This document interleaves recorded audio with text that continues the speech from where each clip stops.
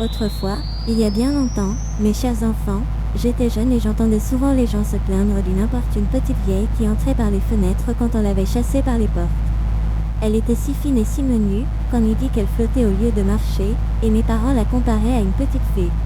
Les domestiques la détestaient et la renvoyaient à coups de plumeau, mais on ne l'avait pas plutôt délogée d'une place qu'elle reparaissait à une autre.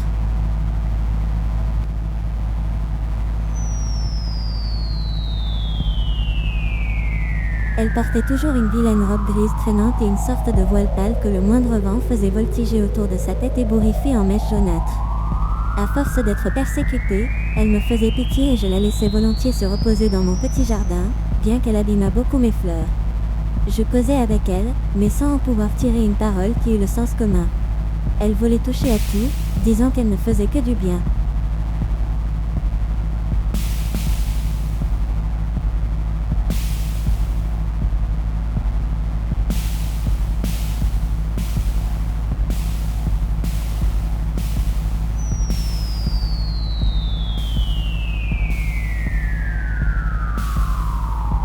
On me reprochait de la tolérer, et, quand je l'avais laissée s'approcher de moi, on m'envoyait laver et changer, en me menaçant de me donner le nom qu'elle portait.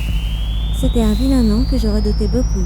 Elle était si malpropre qu'on prétendait qu'elle couchait dans les balayures des maisons et des rues, et, à cause de cela, on la nommait la fée poussière. « Pourquoi donc êtes-vous si poudreuse ?» lui dis-je un jour qu'elle voulait m'embrasser.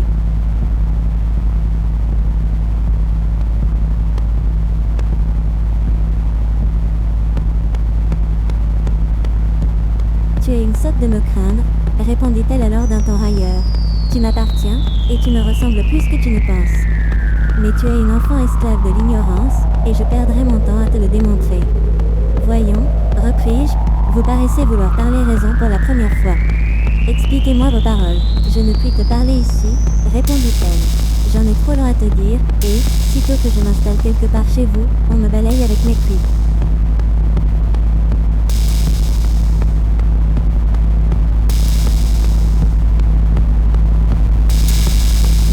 Si tu veux savoir qui je suis, appelle-moi par 3 fois cette nuit, aussitôt que tu seras endormi. Là-dessus, elle s'éloigna en poussant un grand éclat de rire, et il me sembla la voir se dissoudre et s'élever en grande traînée d'or, rougie par le soleil couchant. Le même soir, j'étais dans mon lit et je pensais à elle en commençant à sommeiller. J'ai rêvé tout cela, me disais-je, ou bien cette petite vieille est une vraie folle. Comment me serait-il possible de l'appeler en dormant ? Je m'endormis, et tout aussitôt je rêvais que je l'appelais. Je ne suis même pas sûre de n'avoir pas crié tout haut par 3 fois. Fée poussière, fée poussière, fée poussière. À l'instant même, je fus transportée dans un immense jardin au milieu duquel s'élevait un palais enchanté, et sur le seuil de cette merveilleuse demeure, une dame resplendissante de jeunesse et de beauté m'attendait dans de magnifiques habits de fête. Je courus à elle et elle m'embrassa en me disant: Eh bien, reconnais-tu, à présent, la fée poussière ? Non, pas du tout, madame, répondis-je, et je pense que vous vous moquez de moi. Je ne me moque point, reprit-elle. Mais, comme tu ne saurais comprendre mes paroles, je vais te faire assister à un spectacle qui te paraîtra étrange et que je rendrai aussi court que possible. Suis-moi. Elle me conduisit dans le plus bel endroit de sa résidence. C'était un petit lac limpide qui ressemblait à un diamant vert enchâssé dans un anneau de fleurs.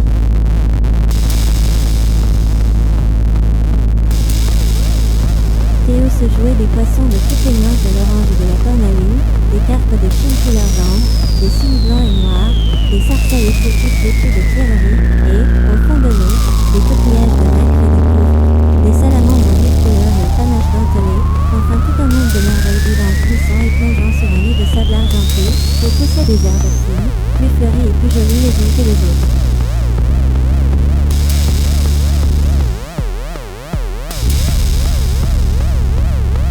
Autour de ce vaste bassin s'arrondissait sur plusieurs rangs une colonnade de porphyre à chapiteaux d'albâtre.